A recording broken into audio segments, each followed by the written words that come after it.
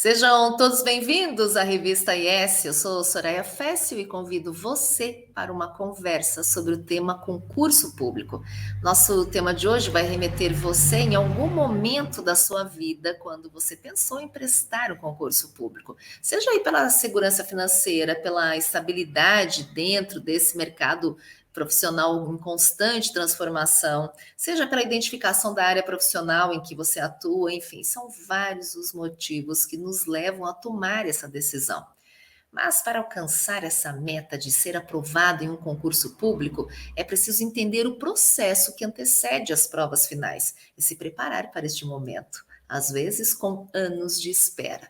Só para você ter ideia, o último concurso ISS para auditor tributário municipal, que é ligado à Secretaria da Fazenda Municipal de São Paulo, aconteceu em 2014, mais de 8 anos de espera. E o que temos pela frente para pôr em ação o nosso plano? Muita disciplina, gestão do tempo, análise das principais matérias e principalmente o conhecimento do dia a dia dessa profissão. Para falar sobre esse assunto, ninguém melhor do que o nosso convidado, que prestou concurso público para auditor fiscal da Receita Federal, pegou uma excelente classificação, ficou 12 anos atuando como auditor e hoje é consultor tributário, professor de cursos do MBA da USP Exalc em gestão tributária e já escreveu diversos livros com temas jurídicos e contábeis. Então eu tenho o prazer de entrevistar o senhor Silvério das Neves. Seja bem-vindo. Boa tarde. O prazer é todo meu. É muito bom falar sobre concurso público. Gosto muito de falar sobre isso e estou à sua disposição para as perguntas. Eu também ministrei aula na Receita, viu? A Receita tem uma escola chamada Escola da Fazenda, né? A ESAF, que eles chamam. Eu dei muitas aulas lá. Ai, que bom. Professor, olha, foram 12 anos aí trabalhando como auditor fiscal da Receita, né? Foi designado aí para atender os contribuintes com as consultas tributárias no universo de leis e cálculos matemáticos. Eu gostaria que você descrevesse um pouquinho o seu dia a dia como auditor e os desafios, né, que com certeza você enfrentou. Sim. A gama de trabalho é muito grande. Você pode trabalhar na área tributária, que foi o meu caso, foi para onde eu fui, arrecadação, fiscalização, comércio exterior, você pode trabalhar no aeroporto. Então, é difícil você saber aonde você vai ser colocado. Quando eu passei no concurso, eu fiquei na área tributária, eu fui selecionado para trabalhar com a consulta. Consulta que os contribuintes faziam, né? Por escrito, e você dava uma resposta à dúvida que ele estava colocando naquela consulta. A consulta está num decreto, um decreto presidencial, é o decreto 70.235, de 1972. Esse decreto, ele aprovou o processo administrativo fiscal, o PAF. Né? Então, em cima desse decreto, nos seus artigos 46 a 59, ele regula a consulta tributária. O contribuinte faz a consulta para a Receita e isso vem uma resposta a ele também por escrito, tá? Desde que a consulta seja corretamente feita, né? Se ele fizer faltando algo, você acaba não respondendo. Você diz que ele vai ter que refazer aquilo ou fazer uma consulta diferente, uma forma de completar aquilo que ficou faltando. Então, eu trabalhei nessa consulta durante muitos anos na Receita e aprendi muito, viu? Agora, estudar deve ser uma coisa constante, né? Porque precisa estar atualizado para responder tantas questões. É uma coisa que a gente aprende, trocar, dizer a dificuldade e achar que isso não é dificuldade. Isso é uma oportunidade que você está tendo de estudar. Eu estudei muito, muito lá, porque eu pegava consultas muito difíceis, parece que eles escolhiam as piores consultas para mim, né? E fora outros trabalhos que até você perguntou, né, em cima disso. Uma vez me chamaram lá no setor da Receita, que atendia a imprensa. Falei, o que está acontecendo? Eu falei, tem uma repórter aqui que quer colocar na primeira página do jornal que o auditor que respondeu a consulta se declarou incompetente para responder a pergunta.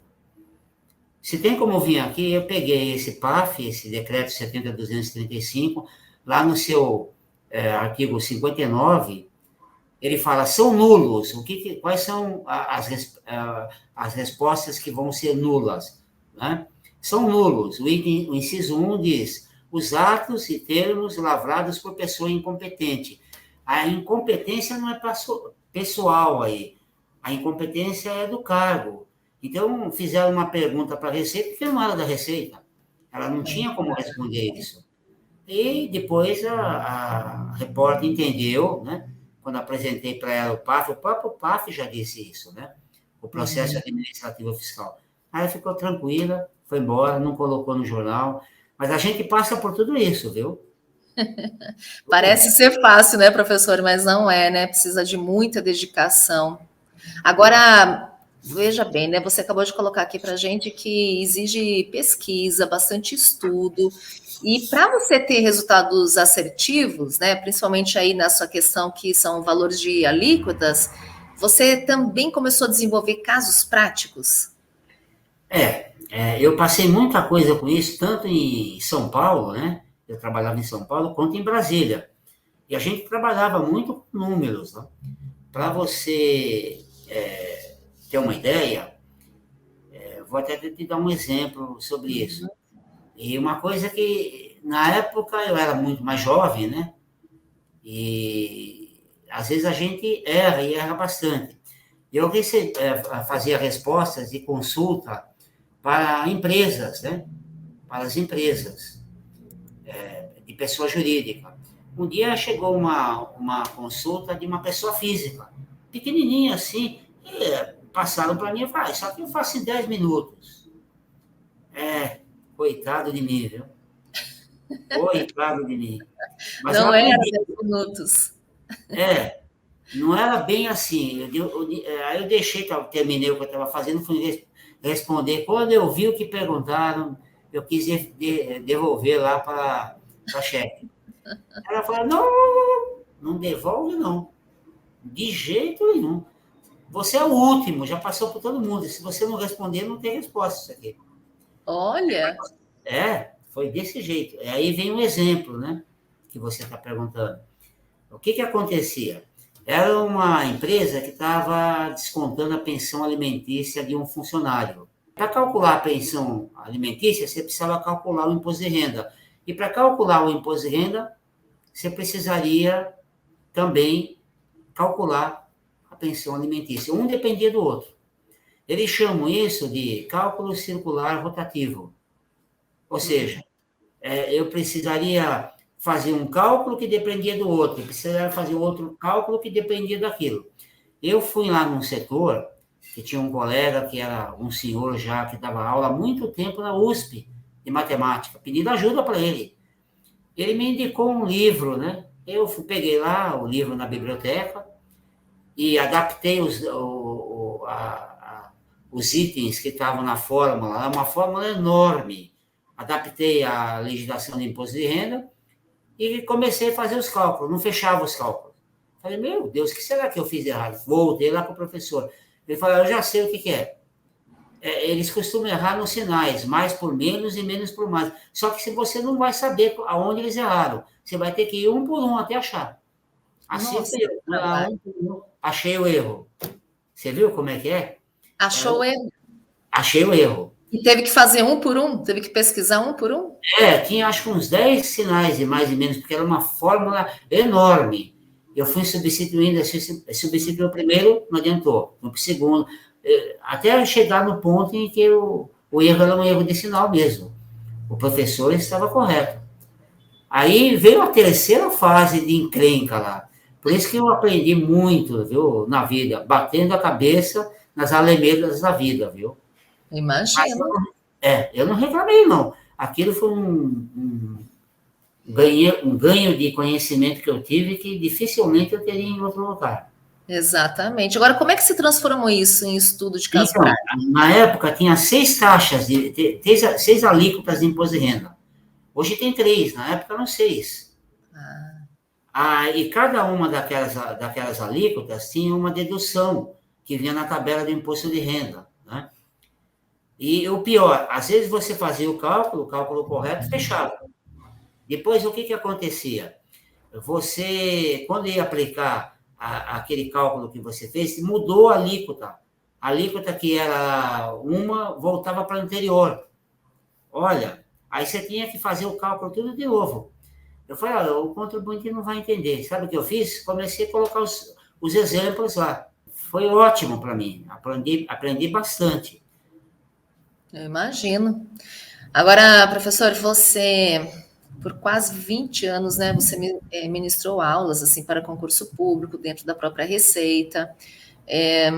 Aí tem as áreas que você abordou, que foi a questão da renda, né, de pessoa jurídica, PIS, COFINS, área de contabilidade. Agora, no concurso público, a gente chega a ter aí de 8 a 15 matérias para estudar. Como priorizar essas matérias, essas disciplinas? É preciso estudar todas? Boa pergunta. Na verdade, você tem que estudar todas as matérias, porque, em regra, o concurseiro não pode ficar com 0. Ele tem que responder, tem que ter pontos em todas as matérias, mesmo que essa matéria não tenha um peso muito grande. Tá? E os alunos também, para concurso, eles perguntam muito sobre isso. Né?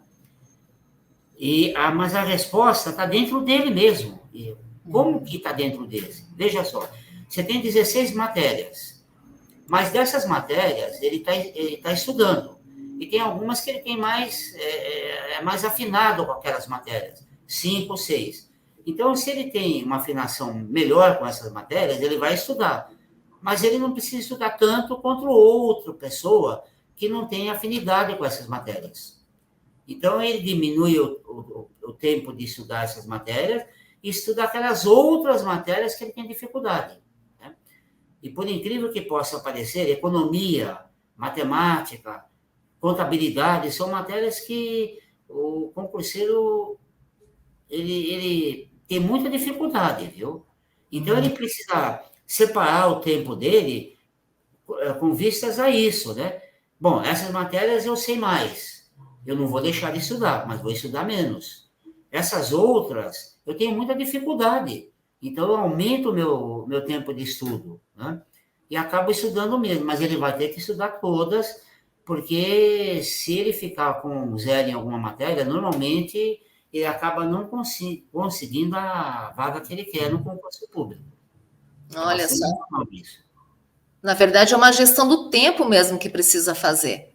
Sim, ele precisa ser frio e calculista nesse ponto, né? E dividir bem o tempo para estudar e ter o máximo aproveitamento, senão vai ter dificuldade. E tem que ter uma disciplina diária. É diária, todos os dias. Eu tive alunos com os meus livros começaram para concurso. Ele não passava para a página seguinte do livro, não passava para a página seguinte se ele não entendesse tudo da página anterior. Porque a minha matéria era uma das que tinha dificuldade para ele. Né? E esse rapaz foi interessante. Ele fez um concurso que estavam dizendo que, parece que sim, por volta de 50 pessoas tinham feito escuta auricular, né? Também não sei se é verdade, pelo menos é o que se falava lá. E esse rapaz tinha passado nesse concurso, mas ele não estava entre os 50. Só que ele não queria ficar marcado com um concurso que falavam que tinha cola eletrônica. O que ele fez? Não entrou na Receita. Desistiu. Mesmo tendo sido aprovado? Mesmo sendo aprovado. Ele foi meu aluno. Olha. Eu não acreditava que ele fosse fazer isso. Ele fez, menina. Fez. E fez o outro concurso e passou de novo. Aí Passou ele me de ligou, novo? passou de novo. Ele estudava muito. Ele falou para mim, agora eu estou mais tranquilo comigo mesmo. não vou ficar taxado como um concurso que teve cola eletrônica, embora eu não entrei nisso.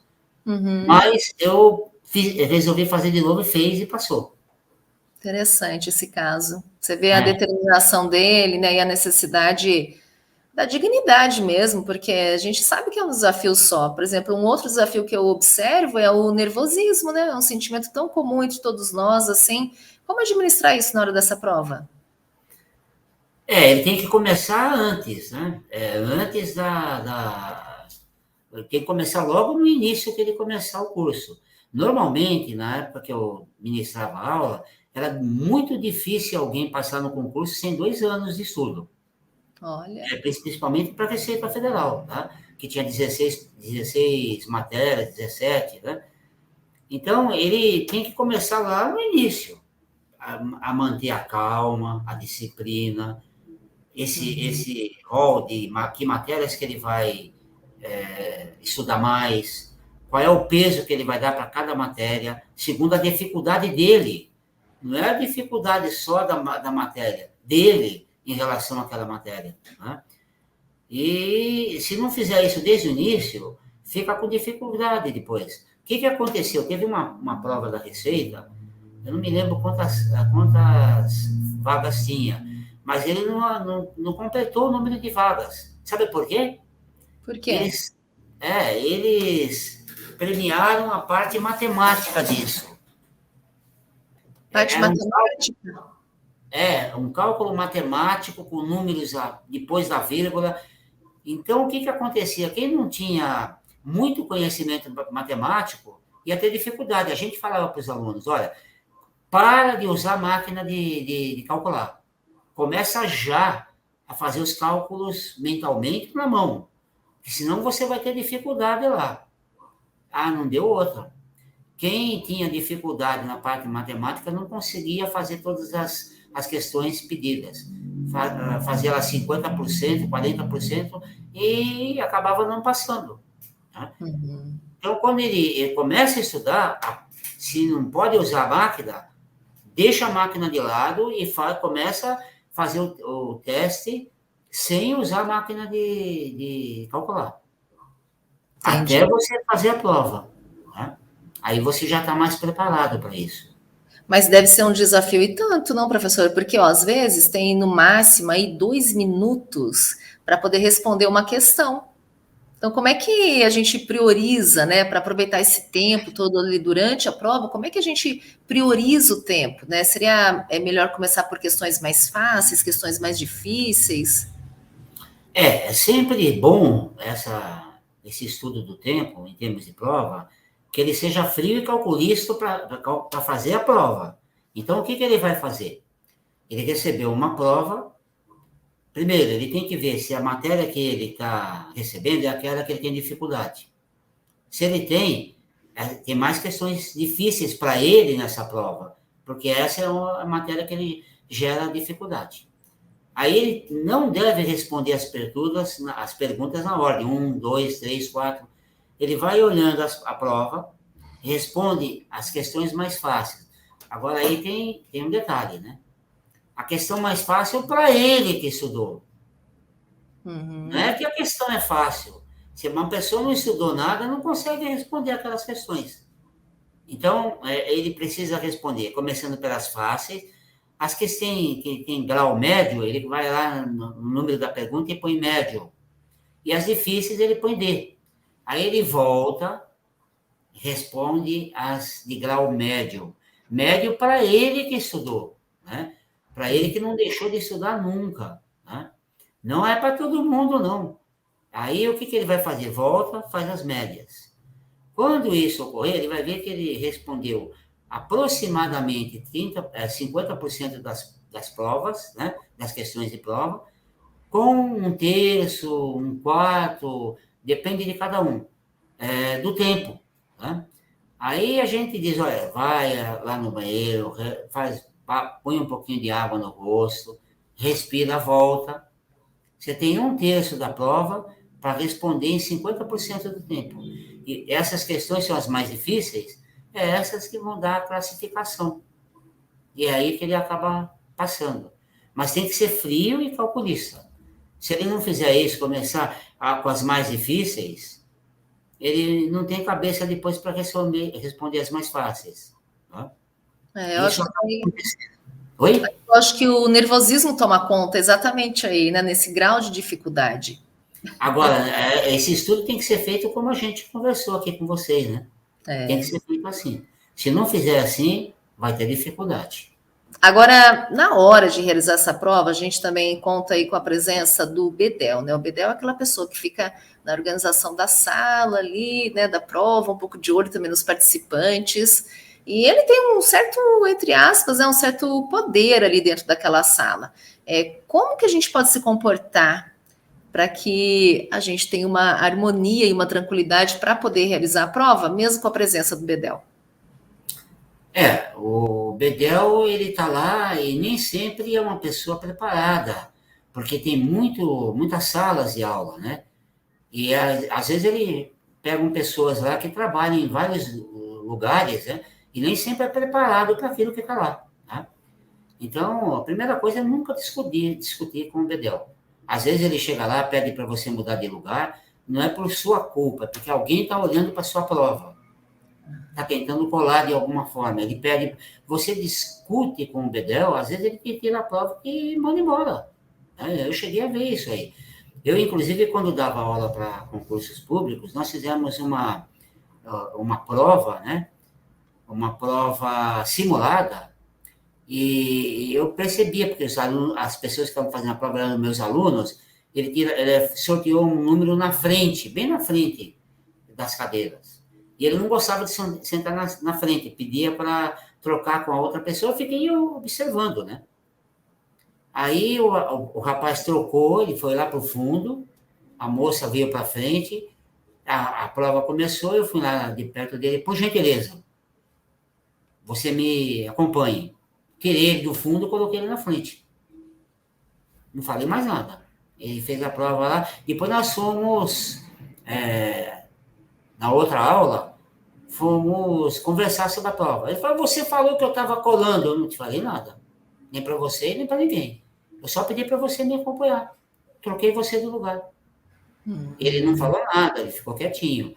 Mas se tivesse respondido, às vezes o Bedel tira a prova dele e manda ele embora. Ele Aí perdeu perde o concurso. perde o concurso. Por isso que eu fiz isso na prova simulada. Aí ele falou, você indicou que eu estava... Eu não falei nada para você de cola. Nada. Eu só pedi para você me acompanhar. Eu fiquei nervoso e não fez mais, tá vendo? A única coisa que você não pode fazer é ficar nervoso. Fala, pois não, eu vou, onde você quer que eu sente? Se ele quiser que você sente lá no pedestal, onde tem a mesa, que normalmente eles ficam, vai lá e senta lá, faz a prova, mas não fica nervoso, né? Ficou nervoso, você perdeu o concurso. Infelizmente, isso ocorre mesmo, viu? Infelizmente. Eu vi. Mesmo, né, a pessoa estando preparada para aquilo, o nervosismo não é um bom aliado. Agora, além do nervosismo, também tem a gestão do tempo, não só da disciplina, né, professor, mas até para o horário de entrada. A gente sabe que você tem que ter uma antecedência ali para poder chegar, né, com uma certa tranquilidade. Né? Tem a questão da alimentação também, porque às vezes você fica horas ali dentro daquele ambiente. Que dicas você deixa para nós? Também são fatores que às vezes a pessoa não pensa, mas ocorre. O que você falou, a pessoa sai de casa atrasada, já está nervoso porque vai fazer o concurso.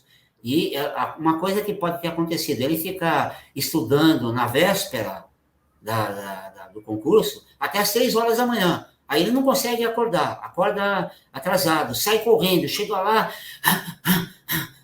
todo cansado, né? Não faz isso, você vai perder o concurso. Não faz isso, não. Levanta mais cedo, dorme mais cedo, levanta mais cedo, vai com calma para o local da prova, chega lá 40, 50 minutos antes, fique tranquilo, né, para você ir para a prova, e leva alguma coisa para você comer, um chocolate, uma bala, leva alguma coisinha para você comer, porque às vezes te dá fome na hora da prova, né? E eu já vi isso também em provas oficiais, que estava numa escola que do outro lado, a rua do outro lado, estava tendo uma feira. E o feirante ficava gritando lá, maçã, pera, isso, aquilo, comida. O rapaz morreu de fome lá. Ficou nervoso e não conseguiu fazer a prova.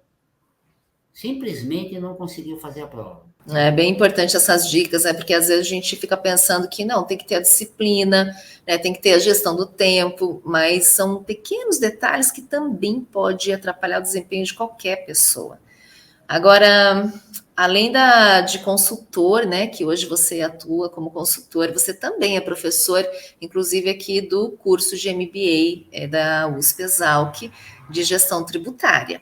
Quando você descreveu aqui para mim a importância de fazer, né, os casos práticos que você colocou no seu dia a dia lá como auditor, esse exercício seu foi tão interessante que você também, até hoje, utiliza ele para ministrar as aulas. Sim.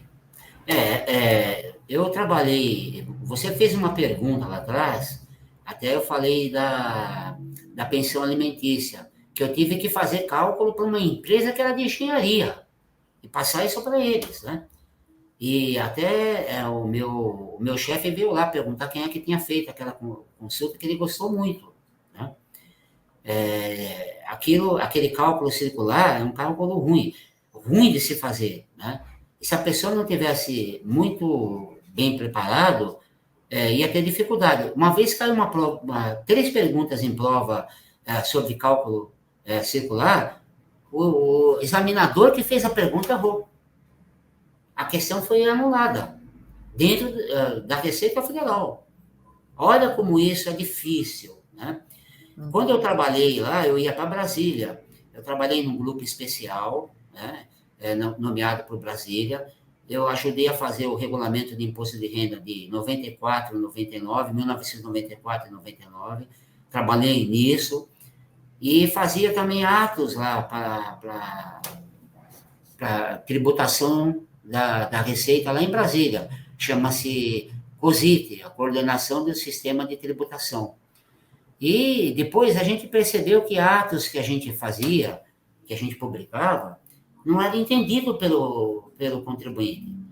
Aí nós pegamos aqueles atos e começamos a fazer exemplo dentro daquilo que a gente pediu. Não fechava, você não conseguia fazer o exemplo porque estava mal escrito. E a gente percebeu que nós mesmos, pessoas que trabalhavam lá, devia verificar se o que nós fizemos atendia a parte prática. Se não atendesse essa parte prática, a gente teria que mudar a forma de escrever. Agora, você já publicou 5 livros com temas jurídicos e contábeis, né, voltados aí para tributação. Essa sua experiência como auditor, como professor, ajudou na construção desse conteúdo dos livros? Ah, sim, muito. Inclusive, só para contar, eu não escolhia processo. A chefe que me dava os processos. E tinha gente que fazia um processo mais simples, né? Eu gostava de fazer processo complicado, porque era a oportunidade que eu tinha de estudar, né? E coisas que eu não sabia, eu botava a cara lá e estudava. A gente não deve reclamar. Tem gente que diz que isso é dificuldade. Eu já fui jovem e também achava que isso era dificuldade. Depois de um tempo, eu mudei. Eu achei que isso é uma oportunidade que você teve de estudar, aprender e fazer a coisa certa. E olha, é uma coisa que a gente tem que levar isso para a vida. Os processos que eu recebia eram processos difíceis, né? Então, a gente aprendeu com isso e aprendeu bastante, tá? Tanto na parte matemática, quanto na parte de direito, quanto na parte contábil também, né? E isso, evidentemente, me ajudou na escrever os livros. Né? Agora, quem quiser também pode dar uma olhadinha nos livros que você escreveu aí voltado para a tributação, né, professor? Pode. Eu tenho hoje 3 livros na área contábil, um livro de imposto de renda à pessoa jurídica, que vai sair a 20ª edição agora, final de abril, começo de maio. E eu tenho um livro também de economia, que era escrito pelo meu amigo Paulo Visconti, que infelizmente faleceu, né? Mas eu já tenho outros livros também, que eu fazia um capítulo, tem um livrinho que eu fiz pequeno para uma aula de concurso que eu dava também, que a turma tinha muita dificuldade quando entrou a contabilidade internacional. Eu fiz um livrinho pequenininho assim, né, para eles. Ao todo, eu acho que cheguei a escrever 15 livros, mas hoje o que eu ainda tenho são 5. São 5. Muito bom. Agora, para a gente finalizar, tem aí uma boa perspectiva de abrir concurso para auditora ainda esse ano, mas eu gostaria que você deixasse alguma dica, seja para quem quer prestar concurso de auditora, seja para qualquer outra área, né? Quais você deixaria? É a oportunidade da vida dele, né? Na área de auditor da Receita, ou auditor da Prefeitura, ou auditor do Estado, né?